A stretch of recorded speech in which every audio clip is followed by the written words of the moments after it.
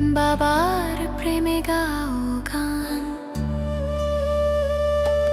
জ্ঞান রত্ন নাও তুলে, দুঃখ সব যাও ভুলে, এসো করি মন্থন, ছিড়বে মায়ার বন্ধন। ওম শান্তি। প্রিয় রুহানি ভাই ও বোনেরা, আজ ২৯ মার্চ ২০২৬-এর মধুর অব্যক্ত মুরলীমন্থনে আপনাদের অনেক অনেক স্বাগত। ওম শান্তি। আজ বাবা আমাদের অন্তরের তৃষ্ণা মিটিয়েছেন। একদম, মানে আজকের মহাবাক্যগুলো এতটাই গভীর যে ভেতরে গিয়ে একেবারে সরাসরি আত্মাকে নাড়া দেয়। এটা তো শুধু একটা লাইন নয়, এটা বাবার চূড়ান্ত সত্য বচন। সর্বভাণ্ডারে সম্পন্ন, নিজের মুখমণ্ডল দ্বারা অলৌকিকতার সাক্ষাৎকার করাও। হ্যাঁ, ঠিক এই জায়গাটাতেই বাবা আসলে আমাদের একটা বিশাল বড় আয়নার সামনে দাঁড় করিয়ে দিয়েছেন। মানে বাবা বলছেন যে আমাদের মুখমণ্ডলটা হবে একটা স্বচ্ছ দর্পণ। কিন্তু কিসের দর্পণ? সর্বভাণ্ডারের, বাবার দেওয়া সব প্রাপ্তির। ঠিক, শিব বাবা আমাদের জ্ঞান, যোগ, ধারণা, স্নেহ আর খুশির যে অনন্ত ভাণ্ডার দিয়েছেন, সেটা তো আর শুধু ভেতরে অবচেতন মনে লুকিয়ে রাখলে চলবে না, তাই না? ভেতরের প্রাপ্তি চেহারায় তো আসতেই হবে। হ্যাঁ, চেহারায়, আমাদের দৃষ্টিতে, আমাদের হাসিতে স্পষ্টভাবে ফুটে উঠতে হবে। মানে আমাদের চোখ, শান্ত স্বভাব, এগুলো দেখে সাধারণ আত্মারা এক মুহূর্তেই যেন বুঝতে পারে যে এরা সাধারণ দুনিয়ার কেউ নয়। স্বয়ং ভগবানের প্রাপ্তিতে ভরপুর, অলৌকিক। অলৌকিক, ঠিক। আর এর প্রাসঙ্গিকতা, মানে বর্তমান আর ভবিষ্যৎ সময়ের জন্য এটা কতটা তীব্র সেটা একটু ভাবলেই পরিষ্কার হয়ে যায়। বাবা তো বারবার সতর্ক করছেন, সময়ের ভয়ানক পরিবর্তন আসছে। একদম তাই। এমন একটা সময় আসছে যখন মানুষের কাছে বসে বসে জ্ঞান শোনার মতো মানসিক স্থিতি, সময় বা ধৈর্য কোনোটাই থাকবে না। চারদিকে শুধুই অস্থিরতা, দুঃখ। হ্যাঁ, এত প্রতিক্রিয়াশীল পরিবেশ তৈরি হবে যে কথার মাধ্যমে বা যুক্তির মাধ্যমে কাউকে কিছু বোঝানোর সুযোগ প্রায় শেষ হয়ে আসবে। তৃষ্ণার্ত আত্মারা কথার ঊর্ধ্বে গিয়ে শুধু একটু শান্তি খুঁজবে। মুখমণ্ডল সম্পন্ন না হলে তারা তো অলৌকিকতার অনুভব থেকে বঞ্চিতই থেকে যাবে। আর ঠিক এই জায়গাটাতেই লুকিয়ে আছে এর গভীর পরিণাম। মানে বাপদাদা যে সর্বপ্রাপ্তির ভাণ্ডার আমাদের রোজ দিচ্ছেন, তা যদি আমাদের চেহারায় না ঝরে পড়ে। তার মানে ভেতরে কোথাও অনেক বড় লিকেজ আছে, ছিদ্র আছে। হ্যাঁ, প্রাপ্তি আছে, রোজ মুরলি শোনা হচ্ছে, কিন্তু চেহারায় আসছে না। তার মানে হলো জ্ঞানটা শুধু বুদ্ধিতে আছে, কিন্তু সেটাকে পুরোপুরি জীবনে ধারণ করা যায়নি। তৃষ্ণার্ত আত্মারা যখন চারদিকের আগুনে পুড়ে একটু শীতলতার খোঁজে সামনে আসবে, তখন তারা যদি চেহারায় সেই অতীন্দ্রিয় সুখ বা তৃপ্তি না দেখতে পায়, তবে তো খালি হাতেই ফিরে যাবে। আর আত্মাদের খালি হাতে ফিরে যাওয়া মানে একজন ব্রাহ্মণের জীবনে এর চেয়ে বড় ক্ষতি আর কি হতে পারে? ব্রহ্মা বাবার জীবন সবচেয়ে বড় সূক্ষ্ম উদাহরণ। ঠিক, সাকার ব্রহ্মা বাবার কথা একটু কল্পনা করলেই বোঝা যায়। বাবা যখন বিশাল কোনো সংগঠনের মধ্যে থাকতেন, একদম পেছনের সারিতে বসা আত্মারাও দূর থেকে বাবার ওই অলৌকিক দ্যুতি অনুভব করত। শুধু শান্ত হয়ে বসে থাকতেন, কিন্তু মুখমণ্ডলের সেই সম্পূর্ণতা। হ্যাঁ, ওনার ওই স্নেহভরা দৃষ্টি চারদিকের অস্থির বায়ুমণ্ডলকে এক লহমায় শান্ত করে দিত। কোনো শব্দেরই দরকার হতো না। আমাদের ঠিক সেই স্তরের পুরুষার্থ করতে হবে, যেখানে শব্দ নয়, উপস্থিতি সেবা করবে। একদম, আমাদের অলৌকিক উপস্থিতি আর আত্মিক অস্তিত্বই সেবার সবচেয়ে বড় মাধ্যম হয়ে উঠবে। বাবা যখন এই সঙ্গম যুগের সময়ের ভাণ্ডারের ব্যাপারে বলেন, তখন বোঝা যায় উনি আমাদের কত স্নেহ করেন। এই সঙ্গম যুগে সময়ের ভাণ্ডারের রহস্যটা সত্যিই অভাবনীয়। মানে বাবা খুব স্পষ্ট করে বুঝিয়েছেন যে সঙ্গম যুগের এই ছোট্ট সময়টা আসলে পুরো কল্পের অন্য সব যুগের চেয়ে সম্পূর্ণ আলাদা। এখানকার এক একটা সেকেন্ড অনেকগুলো বছরের সমান। হ্যাঁ, সময়ের এই ভাণ্ডার যার কাছে আছে, যে এর মূল্য বোঝে, সে আসলে সব প্রাপ্তির মালিক হয়ে যায়। কারণ এটাই তো সেই একমাত্র সময় যখন স্বয়ং ভগবানকে বাবা, শিক্ষক আর সদ্গুরুর রূপে একসাথে পাওয়া যায়। ঠিক। আর এর প্রাসঙ্গিকতা এতটাই তীব্র যে এই ছোট একটা জীবনে কয়েকটা বছরের পুরুষার্থে আগামী ২১ জন্মের গ্যারেন্টি লেখা হয়ে যাচ্ছে। অর্ধেক না, পৌনে নয়, একেবারে ফুল গ্যারেন্টি। ফুল গ্যারেন্টি, যেখানে তান মন ধন জন সবকিছুর প্রাপ্তি ১০০% নিশ্চিত থাকে। সত্যযুগ বা ত্রেতা যুগেও কিন্তু পরমাত্ম মিলনের এই সুযোগ নেই। তাই সময়ের এক একটা মুহূর্ত হীরক তুল্য। একদম হীরকতুল্য। আর ঠিক এই জায়গাতেই সময়ের অপচয়ের গভীর পরিণাম লুকিয়ে আছে। বাবা অত্যন্ত কঠোরভাবে সতর্ক করে দিচ্ছেন। ১ সেকেন্ড নষ্ট হওয়া মানে শুধু ১ সেকেন্ড নয়, বছরের পর বছর খালি হয়ে যাওয়া। এটা ভাবলেই আত্মা কেঁপে ওঠে। এই কম্পনটাই হলো সচেতনতা। মানে সাধারণ জীবনে অনেক সময় মনে হয়, এই তো মাত্র ১-২ মিনিট একটু অন্য কথা ভাবলাম বা একটু পরনিন্দা পরচর্চা শুনলাম, তাতে আর কি এমন ক্ষতি হলো? এটাই তো মায়ার ফাঁদ। হ্যাঁ, কিন্তু বাপ-দাদার অঙ্কের হিসেবে সঙ্গম যুগের ওই ২ মিনিট নষ্ট করা মানে ২ বছরের সমান প্রালব্ধ থেকে নিজেকে চিরতরে বঞ্চিত করা। একটুখানি অসতর্কতা ২১ জন্মের ভাণ্ডারকে বিশালভাবে খালি করে দিতে পারে। এর একটা খুব সূক্ষ্ম উদাহরণ দিলে বিষয়টা আরও পরিষ্কার হবে। যেমন অমৃতবেলায় যোগে বসার সময়টা। শরীরটা ঠিক সময় উঠে বাবার সামনে বসেছে। কিন্তু বুদ্ধিটা হয়তো আগের দিনের কোনো সাধারণ কর্মব্যস্ততায় আটকে আছে। ঠিক, অফিসের কোনো ফাইলে বা কারো বলা কোনো ছোটখাটো কটু কথায় বুদ্ধি আটকে আছে। শরীরটা যোগাসনে, কিন্তু মনটা বৃথা সংকল্পে ঘুরপাক খাচ্ছে। ওই যে ১ ঘন্টা সময় পার হলো, সেটা শুধু ওই দিনের ১ ঘন্টা নষ্ট হলো না। না, বাবার হিসেব অনুযায়ী অজান্তেই ভবিষ্যতের কতগুলো অমূল্য বছর, কতগুলো দিব্যরত্ন ধুলোয় মিশে গেল। নিজেদেরই অসচেতনতায় সময়ের ভাণ্ডার এভাবেই ফুটো হয়ে যায় আর টেরও পাওয়া যায় না কতটা গরিব হয়ে যাচ্ছি। এই পুরনো দুনিয়া থেকে মন গুটিয়ে যাচ্ছে। সময়ের যে আর কোনো ভরসা নেই। এটা তো শুধু একটা গেস্ট হাউস, থাকার জায়গা নয়। এই গেস্ট হাউস আর অসীম বৈরাগ্যর ধারণাটা বাবা খুব সুন্দর, খুব প্র্যাকটিক্যাল একটা রূপকের মাধ্যমে সামনে তুলে ধরেছেন। বাবার স্পষ্ট নির্দেশ, মায়াকে ইশারা করো, গেট আউট। হ্যাঁ, গেট আউট।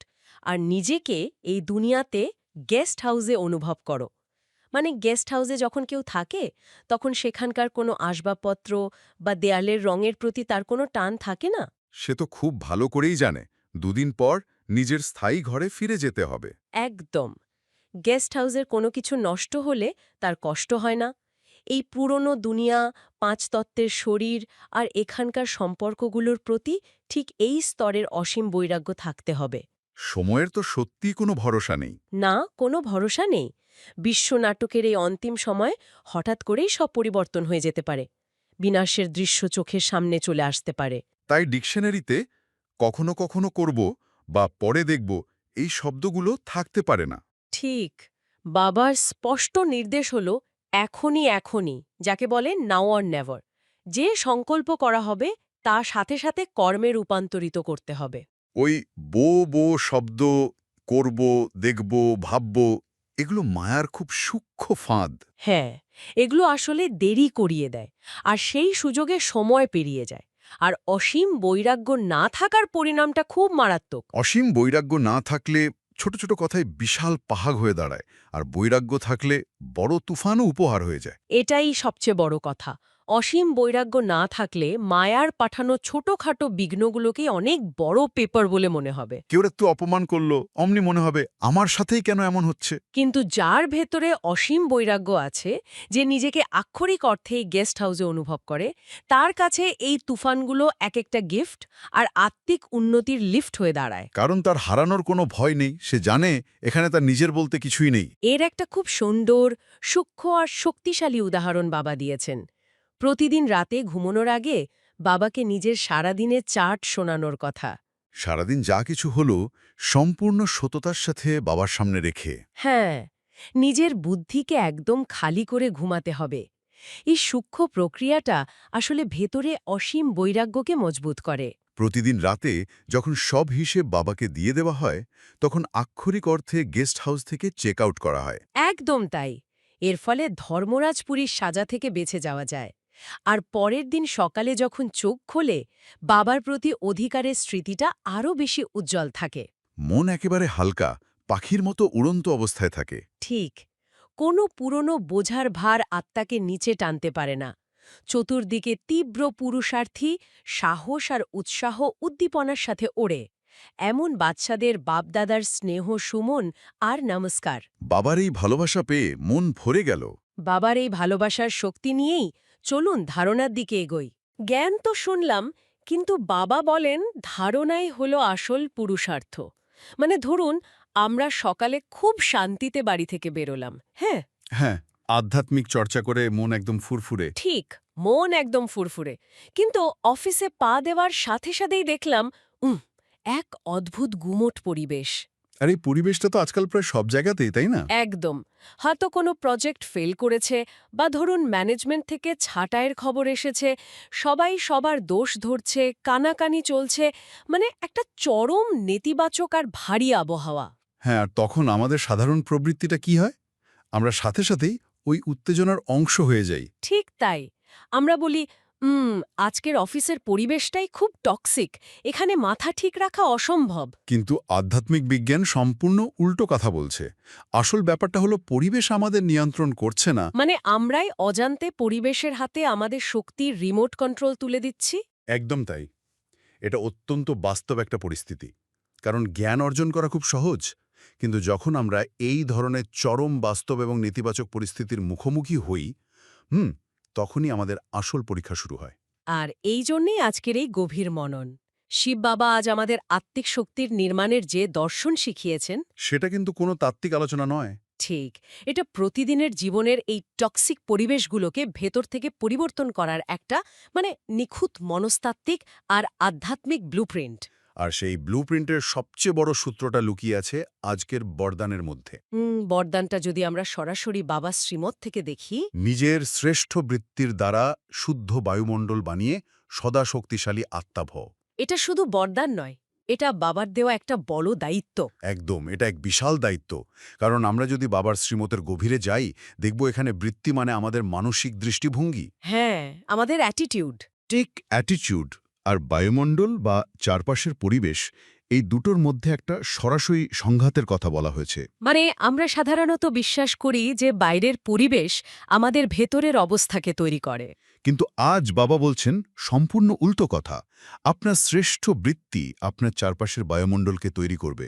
আমি এই জায়গাটা একটু থামতে চাই, কারণ এখানেই মনের ভেতর একটা বড় প্রশ্ন তৈরি হচ্ছে। কিরকম প্রশ্ন? এই যে বলা হচ্ছে আমার বৃত্তি দিয়ে পরিবেশ পরিবর্তন করব, এটা কি প্র্যাকটিক্যাল?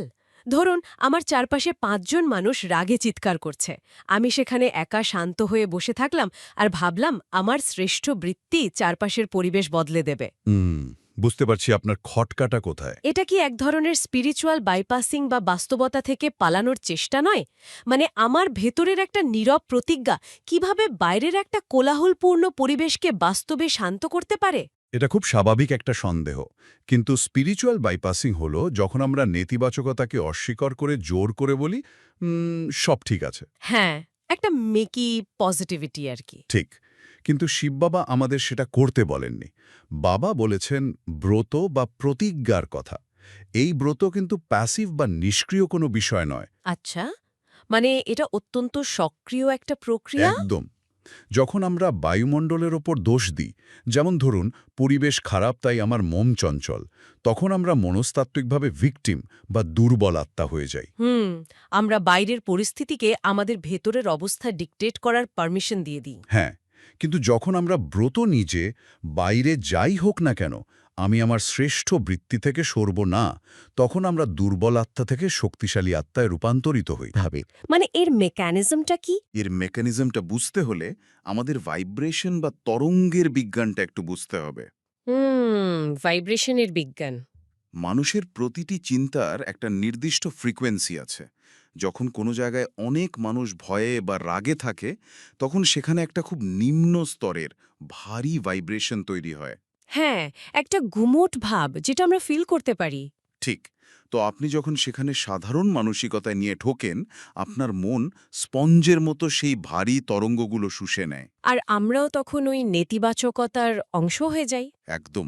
কিন্তু যখন আপনি একটা ব্রত নিয়ে ঢোকেন, যেমন ধরুন আপনার ব্রত হলো আমি শান্ত এবং মাস্টার সর্বশক্তিমান, তখন আপনার মন আর স্পঞ্জ থাকে না। বা মন আর স্পঞ্জ থাকে না। আপনার মন তখন একটা জেনারেটর হয়ে যায়। আপনার ওই শ্রেষ্ঠ বৃত্তি ভেতর থেকে একটা অত্যন্ত শক্তিশালী, উচ্চ মাত্রার পিসফুল ফ্রিকোয়েন্সি বা তরঙ্গ তৈরি করতে শুরু করে। দারুণ একটা পয়েন্ট। এটা শুনলে আমার নয়েজ ক্যান্সেলিং হেডফোনের কথা মনে পড়ছে। বাহ, খুব সুন্দর একটা তুলনা। অ্যাক্টিভ নয়েজ ক্যান্সেলিং হেডফোন বাইরের শব্দ শুনে ঠিক তার বিপরীত একটা ফ্রিকোয়েন্সি বা সাউন্ড ওয়েভ তৈরি করে। একদম তাই, অ্যান্টি ফ্রিকোয়েন্সি। আর ওই বিপরীত ফ্রিকোয়েন্সিটা বাইরের নয়েজটাকে মাঝপথেই নিষ্ক্রিয় করে দেয়। তার মানে বাবার শ্রীমত অনুযায়ী আমাদের শ্রেষ্ঠ বৃত্তি হল সেই অ্যান্টি ফ্রিকোয়েন্সি বা কাউন্টার ওয়েভ, যা বাইরের নেতিবাচক বায়ুমণ্ডলকে আমাদের ভেতর পর্যন্ত পৌঁছানোর আগেই ক্যান্সেল করে দেয়। একদম নিখুঁত একটা রূপক। আমাদের শ্রেষ্ঠ বৃত্তি শুধু নেতিবাচকতাকে ব্লক করে না। না, এটি একটি শুদ্ধ ভাইব্রেশন রিলিজ করে, যা বাইরের ওই টক্সিক বায়ুমণ্ডলকে নিউট্রালাইজ বা প্রশমিত করে দেয়। আজ বাবা বলেছেন এই ব্রত নেওয়ার স্মৃতি দ্বারা বৃত্তিকে শ্রেষ্ঠ বানাতে হবে। আচ্ছা, অফিসে যখন ওই কানাকানি বা নেতিবাচক চর্চা চলছে, তখন আমি যদি সেখানে নীরব থেকে শুধু নিজের শক্তির ভাইব্রেশন ছড়াতে থাকি। হ্যাঁ, আপনি দেখবেন ধীরে ধীরে ওই ঘরের পরিবেশটা শান্ত হতে শুরু করেছে। মানুষের গলার স্বর নেমে যাচ্ছে। কারণ অন্ধকার যেমন আলোর উপস্থিতিতে থাকতে পারে না, তেমনি নেতিবাচক ভাইব্রেশনও শক্তিশালী শুদ্ধ বৃত্তির সামনে বেশিক্ষণ টিকতে পারে না, তাই না? একদম ঠিক। এটাই হলো শক্তির আসল প্রয়োগ। কিন্তু আসুন বাস্তবের মাটিতে পা রাখি। অফিসে কোনো অজানা কলিগের নেতিবাচকতাকে নয়েজ ক্যান্সেলিং হেডফোনের মতো ক্যান্সেল করে দেওয়া হয়তো তুলনামূলকভাবে সহজ। হ্যাঁ, কারণ সেখানে ইমোশনাল অ্যাটাচমেন্ট কম থাকে। ঠিক, কারণ তার সাথে আমার কোনো গভীর আত্মিক বা আবেগের টান নেই। কিন্তু আসল সমস্যা তো তৈরি হয় আমাদের খুব কাছের মানুষদের সাথে। পরিবার বা ঘনিষ্ঠ বন্ধুদের সাথে। হ্যাঁ, পরিবারের সদস্য, দীর্ঘদিনের বন্ধু বা অফিসের সেই কলিগ যার সাথে আমি রোজ কাজ করি। যখন তাদের সাথে কোনো দ্বন্দ্ব হয়, তখন তো এই সিস্টেম কাজ করে না। তখন ইগো আর অভিমান সামনে চলে আসে। একদম। তখন এই শ্রেষ্ঠ বৃত্তি বজায় রাখাটা প্রায় অসম্ভব হয়ে দাঁড়ায়। ঠিক, এই কারণেই সম্পর্ক এবং পারস্পরিক বোঝাপড়ার জায়গাটা এত গুরুত্বপূর্ণ। দিনের শেষে একটা বায়ুমণ্ডল তো দেওয়াল বা আসবাবপত্র দিয়ে তৈরি হয় না। সেটা তৈরি হয় মানুষ আর তাদের পারস্পরিক সম্পর্ক দিয়ে। আর সম্পর্কের এই জটিলতাই আমাদের বৃত্তিকে সবচেয়ে বেশি চঞ্চল করে তোলে। আমরা যদি এর গভীরে না যাই, তাহলে এই শ্রেষ্ঠ বৃত্তি ধরে রাখার পুরো ধারণাটাই অসম্পূর্ণ থেকে যাবে। আর আমার মনে হয় ঠিক এখান থেকেই আমাদের পরবর্তী অংশে যাওয়া প্রয়োজন। কারণ মানুষের সাথে মানুষের সম্পর্কে যে সূক্ষ্ম ফাটলগুলো ধরে, তা থেকেই পরিবেশ সবচেয়ে বেশি বিষাক্ত হয়। একদম। আজকে স্লোগানটাও তো আমাদের এই সম্পর্কের ভিত্তি নিয়ে কিছু একটা বলছে, তাই না? হ্যাঁ, আজকে স্লোগানে বলা হয়েছে গুণ মূর্ত হয়ে সবাইকে গুণমূর্ত বানানোই মহাদানী হওয়া। মহাদানী। শব্দটা শুনলেই চোখের সামনে ভেসে ওঠে এমন কেউ যিনি অঢেল ধনসম্পদ দান করছেন। বা হয়তো আধ্যাত্মিকতার ক্ষেত্রে যিনি দিনরাত শুধু অন্যদের জ্ঞান দিচ্ছেন। ঠিক, কিন্তু এখানে মহাদানী হওয়ার অর্থটা তো সম্পূর্ণ ভিন্ন মাত্রার। বাপদাদা শ্রীমহৎ অনুযায়ী সত্যিকারের মহাদানী তিনি নন যিনি শুধু মুখে ভালো ভালো কথা বলেন। মহাদানী হলেন তিনি যিনি নিজে গুণমূর্ত হয়ে ওঠেন। অর্থাৎ যার জীবন, যার আচরণ নিজেই একটি শিক্ষা। আর এই গুণমূর্ত হওয়ার প্রধান ভিত্তি লুকিয়ে আছে বাপদাদা দেওয়া আজকের অব্যক্ত ইশারার মধ্যে। ইশারাটা ঠিক কী ছিল? বাপদাদা খুব স্পষ্টভাবে বলেছেন যে ব্রাহ্মণ পরিবারে নিজেদের মধ্যে পরস্পরের প্রতি প্রাকৃতিক স্নেহ এবং বিশ্বাসের ফাউন্ডেশন মজবুত থাকতে হবে। প্রাকৃতিক স্নেহ আর বিশ্বাস। হ্যাঁ, তবেই আমরা সদা নির্ভীক আর নিশ্চিন্ত থাকতে পারব। এই প্রাকৃতিক স্নেহ বা স্বাভাবিক ভালোবাসার জায়গাটা একটু গভীরে বোঝা দরকার। আমরা যদি আমাদের দৈনন্দিন জীবনের দিকে তাকাই, অফিসে বা সংসারে সামান্য একটা কথা থেকে কিভাবে যেন তিল থেকে তাল হয়ে যায়। হ্যাঁ, খুব সাধারণ একটা ঘটনা থেকেই বিরাট ভুল বোঝাবুঝি শুরু হয়। ধরুন, সকলে ডাইনিং টেবিলে পরিবারের কেউ একজন খুব সাধারণ একটা কথা বলেছে, হয়তো একটু বিরক্তি নিয়েই বলেছে।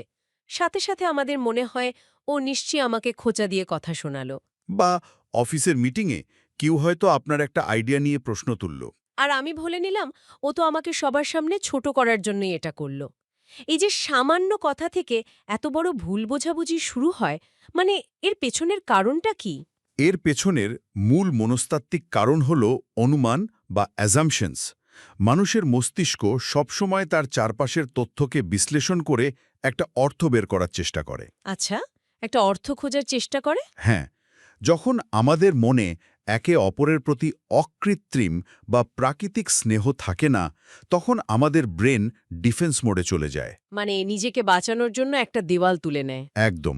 তখন আমরা অন্যের সাধারণ কথা বা আচরণের পেছনে একটা কাল্পনিক নেতিবাচক উদ্দেশ্য বা হিডেন মোটিভ খুঁজতে শুরু করি। কিন্তু আজ বাবা বলেছেন, যদি হৃদয়ে স্নেহ থাকে তবে স্নেহী আত্মার প্রতি কখনো অনুমান উৎপন্ন হবে না। ঠিক, এটাই হলো মূল চাবিকাঠি। আমি এই জায়গাটাতে একটু কনফিউজড। যদি স্নেহ থাকে তবে অনুমান কেন আসবে না? কেউ যদি আমাকে এমন কিছু বলে যা আমার খারাপ লাগার মতো, তখন তো আমার খারাপ লাগবেই। স্বাভাবিক। তাহলে স্নেহ থাকলে আমার ব্রেন কিভাবে ওই খারাপ লাগাটাকে প্রসেস করা বন্ধ করবে? খুব সুন্দর প্রশ্ন। এটা আসলে আমাদের কগনিটিভ প্রসেসিং বা মস্তিষ্ক কিভাবে তথ্য গ্রহণ করে তার একটা খেলা। যখন আপনি কাউকে মন থেকে স্নেহ করেন, তখন সেখানে স্বাভাবিকভাবেই ফেথ বা বিশ্বাস থাকে। বিশ্বাস থাকে। আর বিশ্বাস থাকলে আপনার মস্তিষ্ক সামনের মানুষটিকে বেনিফিট অফ দ্য ডাউট দেয়। একটা উদাহরণ দিই। ধরুন একটা ছোট বাচ্চা রাগের মাথায় তার মাকে বলল, আমি তোমাকে একদম পছন্দ করি না। হ্যাঁ, বাচ্চারা তো এমনই বলেই থাকে। তো মা কি সেই কথা শুনে অপমানে বাড়ি ছেড়ে চলে যান? না, না, একেবারেই যান না। কারণ মায়ের মনে সন্তানের প্রতি প্রাকৃতিক স্নেহ আছে। ওই স্নেহ মায়ের ব্রেনকে সিগন্যাল দেয় যে বাচ্চাটা হয়তো ক্লান্ত বা ক্ষুধার্ত। ওর কথার পেছনে আমাকে আঘাত করার কোনো উদ্দেশ্য নেই। বাহ! এই উদাহরণটা পুরো বিষয়টা পরিষ্কার করে দিল।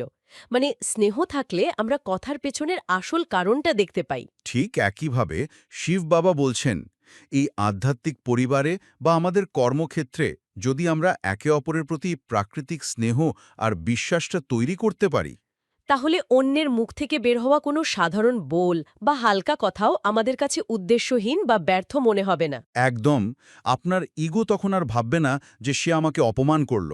বরং আমার স্নেহ আমাকে ভাবতে শেখাবে যে হয়তো সে আজ খুব মানসিক চাপের মধ্যে আছে। ঠিক তাই, এই একটা ছোট্ট মনস্তাত্ত্বিক পরিবর্তন আপনার ভেতরে কোনো ভারী ফিলিং বা অভিমান তৈরি হতে দেবে না। তার মানে অনুমান করা বন্ধ করার অর্থ এই নয় যে আমি অন্ধ হয়ে গেলাম বা অন্যের খারাপ ব্যবহারকে প্রশ্রয় দিচ্ছি।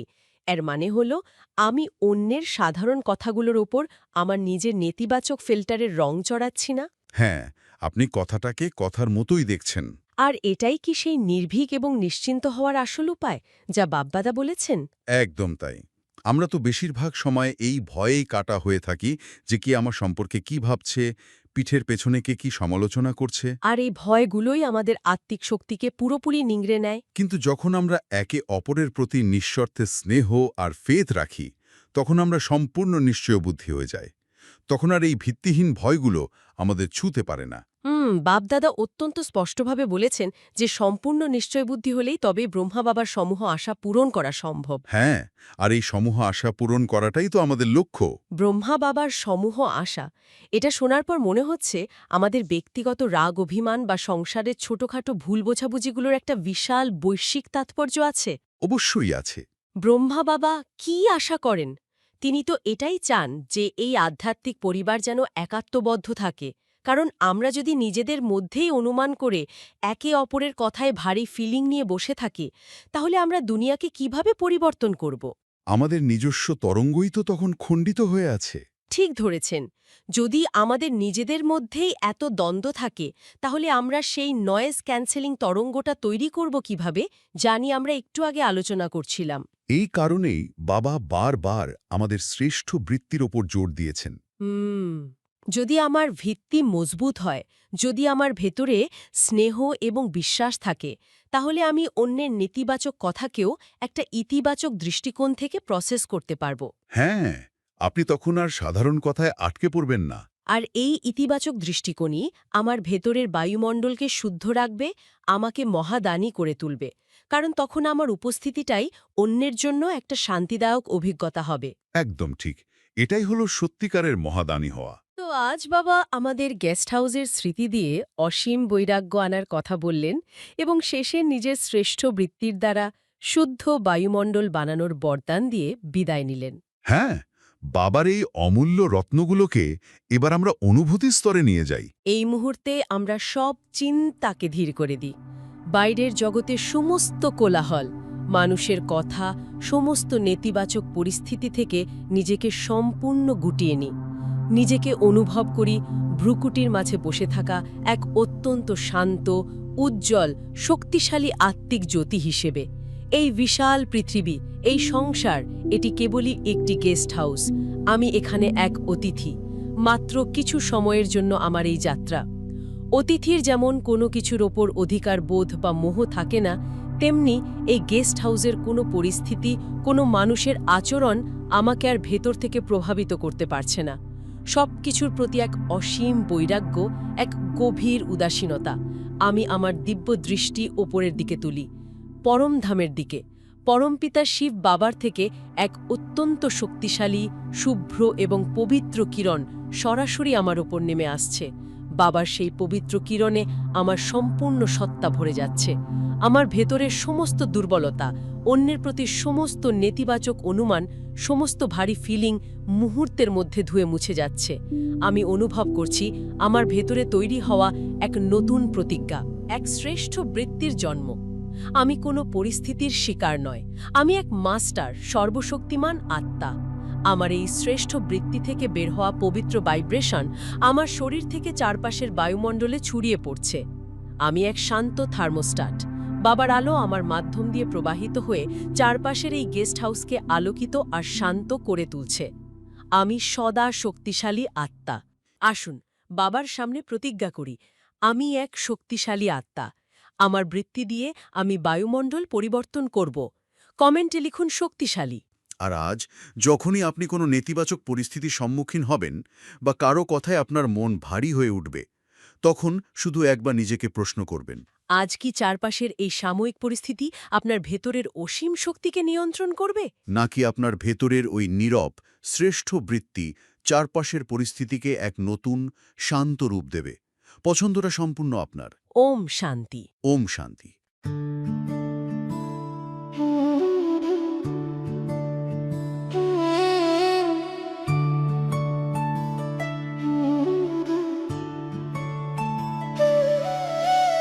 মধুবনে বাজে বাঁশি, বাবা তোমায় ভালোবাসি। মুরলি শুনে জুড়ায় প্রাণ, বাবার প্রেমে গাও গান। জ্ঞান রত্ন নাও তুলে, দুঃখ সব যাও ভুলে, এসো করি মন্থন। ছিড়বে মায়ার বন্ধন।